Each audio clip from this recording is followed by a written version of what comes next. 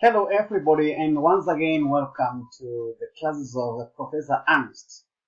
Today we are going to tackle a little bit the topic based on the passive voice, or what we call the active and passive voice. When we talk about the passive and active voice, generally something very interesting because we need to differentiate it, or we need to have the difference between the two types of voices.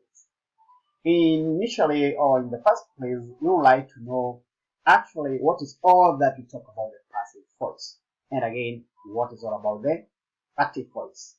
Generally speaking, in the passive voice, it's not that very common in our day-to-day life, and instead we use it maybe in specific occasions, perhaps when you want to know the doer of the action or who is the person that did the action.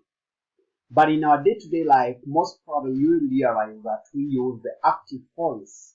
And typically we use the active voice when we want to know the doer of the action, the person, not the doer of the action, but we want to know the subject, exactly, the subject or the person that is doing the action. So in active voice, the person that is doing the action is very necessary. We want to know the person.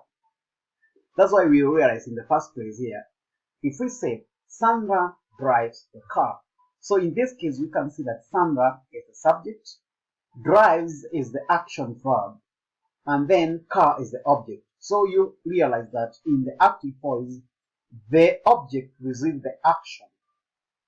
And then when it comes to the passive voice, you will realize then what was the object in the active voice becomes the subject in the passive voice. And therefore, we need to use some specific ones to identify, to introduce the subject. Therefore, here we need to say the car was driven by Sandra. So you realize that the car being the object here, which was the object here in the active voice, then the car becomes the subject in the passive voice. So you realize that you interchange the sentence, and the most important part here of the passive voice is that the car is driven.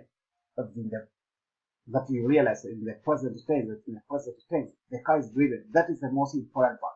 But then, if we need to know who actually drives this car, is whereby we need to introduce that person by putting the word by, okay, which is a preposition, of course. So you come to realize that something else, that when you talk of the passive voice, what is the action verb here? It has to remain, it has to be changed into what we call the past participle, or in my style I call it the PP. So you realize that you have to change the action verb depending on the type of verb tense that you are using. But something else, that here you have to introduce the verb tense. What you mean? You have to introduce the verb tense here, which means if it's a present tense, you have to introduce the present tense. If it's the future, if it's the past tense, you have to introduce the tense here. But then the action verb in all the subjects, you have to maintain the action verb in PP, that is the past participle. Regardless of the verb tense, you have to maintain the action verb in PP. And as we will see afterwards, also, when you introduce, or when the active voice is in gerund form, that is ing, then before you introduce the PP, you have to put the one being, in order to say that it's in the ing form, as we are going to say in the proximate sentence. Okay, let's go to the next part, and you realize that if we have these examples here of the active voice and the passive voice, we can see that in the active voice, the subject of the sentence performs the action. That's what we know, but we are interested to know the subject or the person that is doing the action. Then the person performing the action verb is named before the verb, of course. That's why you have, for example, my grandfather took me to my first art show. Then, if this sentence is the active, you want to change the past in the passive voice, you realize you need to say that I was taken, because we can see that here the verb was in the past tense. So here you have to maintain the tense in the past tense, and you say, I was taken to my first horse show. By who? By my grandfather, because we need to know exactly who did the action in this case. And then you realize that the verb here, which was to, then it remains in the PP, that is the past participle. Okay? And then from there we can see the structure of the active voice. We have the subject, the verb, and the object, depending on the tense that we have. Kate drives a car. Cat eats fish. And then you change all those ones in the passive voice. You start with the, what was the object here? Water is drunk by everybody. Okay. And from there, in summary of this, we can say that the active voice is the normal voice that we use in our day-to-day life. This is the voice that we use mostly in our day-to-day life, what we mean. And in the active voice, the object receives the action in the verb. In this case, soccer is receiving the action of being played, of course, by Camila. Then from there, we have another example. When you change the active voice of a sentence in the gerund form, as I've told you there before, you must put the word be before the past participle. Then another issue is that in the passive voice, all the action verb must be changed into the PP. And finally, you realize that from active voice to the passive voice, you must maintain the verb tense that was in the active voice. Typically, that is all what I've explained there before. Then we have some examples, as you can see. When you write in the active voice, sentences are typically shorter and clearer. They sound more conversational. Note, active voice and passive voice can be used in different verb tenses. Also, I've already given that summary in the previous slide. When it comes to the passive voice, we have seen that it's not common in our day-to-day life. It's not that common. We just use it for specific moments when you want to know who is the doer of the action.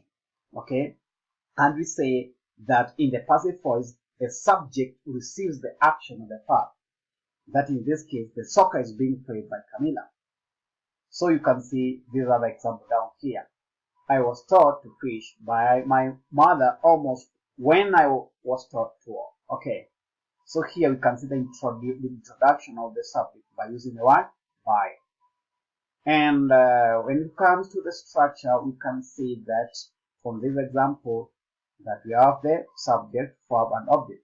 Fish are eaten by who? By cats. This part is very important to introduce. So the object of the active verb becomes the subject of the passive verb. Then, as we can see, we have more examples here. A subject, auxiliary, verb to be, the main verb, which should be in the past participle in this column. You can see all these verbs are in the PP, all the past participle, and here in the introduction of who did the action. Water is drunk by everyone. Okay, etc. Then, in the active voice, does not mean present tense verbs. Present tense. So as I've told you that with the active and passive voice, we can use it in a different verb tenses. Just need to know which verb tenses are so that we can maintain it. The clerk opens the mail. The mail is opened by the clerk. Okay? And in the passive tense, the clerk opened the mail. So you see from this verb here, already it shows the passive tense. But then, when it comes here, you have to maintain it in the passive tense, and then here you maintain the action verb in the PP. The mail was opened by the clerk. So we put by in order to introduce. Then we have some mixed examples. As you can see, Harry ate 6 shillings at dinner. At dinner, 6 shillings were eaten by Harry. Therefore, you can follow all these examples in order to enrich your knowledge about what we have just explained there. Okay, and therefore you realize that you have more examples that you can use the verb tenses based on the future expression. For instance, the clerk will open the mail. So here, when I come to introduce the passive voice, I have to maintain this future tense here. And then I have to maintain the action verb of open. I have to put it in the PP, which is the past participle. Likewise, when it comes to the present perfect tense, which is shown by has plus PP here, then it means that when it comes to the report or the passive, we maintain the present perfect here and the PP of course remains. And also we have more examples as we can see down there. Then now let's start changing to passive voice. He sings a song. Please, how can we change it? How can we change this sentence into the passive voice? He sings a song. The boy killed a spider. Farmers sow maize in the rainy season. The workers were digging a canal. Please take your moment and try to change these sentences into the passive voice.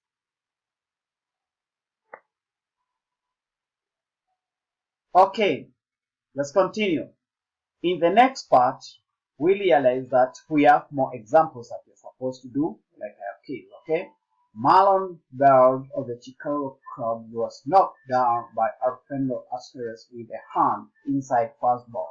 So you're supposed to change this sentence into the active voice. Now the same ground. The cashier was commended by the branch manager for a tactful handling of an irate customer. So you see, just by the using of the word by, you are already introducing it, which means that the sentence is the passive voice and you're supposed to put it once again in the active voice.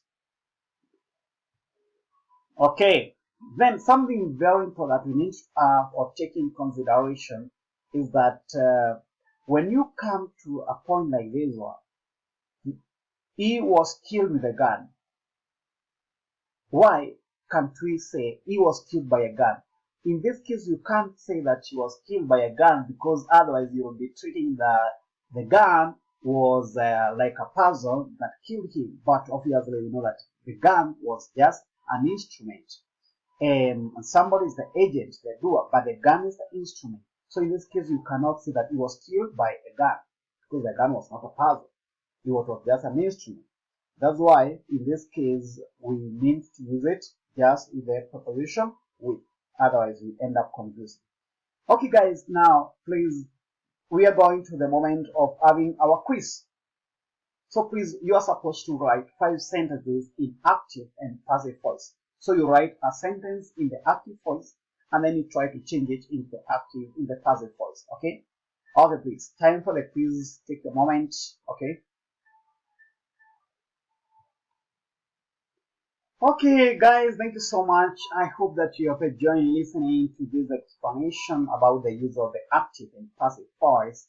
And please don't forget what we have summarized to say that always the active voice, we use it when you want to explain or to show the person actually that is doing the action, the subject. But then when it comes to passive voice, remember that we only use it when you want to show who is the person that did the action, and you have to introduce it by using the preposition by. Then something else. Remember that with the active and passive voice, when you are going to change the sentence from active to passive voice, always you have to maintain the action verb in the past participle. What I've just told you that is called the PP in my style. Then something else is that in every sentence that you're going to change from the active voice, you must check in which tense it is so that you can maintain that tense there. Could it be the present tense, past tense, present perfect tense, or future tense? And always we have said that when it comes to the use of the ing form, you see an ing form in the active voice, then you must be able to maintain, you have to maintain the use of being, B-E-I-N-G. You have to use the word being before introducing the PP or before introducing the verb, the action verb in the past participle. For instance, if I say, Camila is playing a soccer. Therefore, in the active voice, that is, Camila is playing a soccer. When I'm going to change that sentence to passive voice, I have to introduce the word being before I change the word play into PP. Therefore, my sentence in the passive voice will be, a soccer is being played by Camila, the action doer. Okay? By Camila. A soccer is being played by Camila. Okay, thank you so much, guys. I hope that you have joined our topic, and I hope to see you in the next session. Okay? Bye-bye, and have a nice time.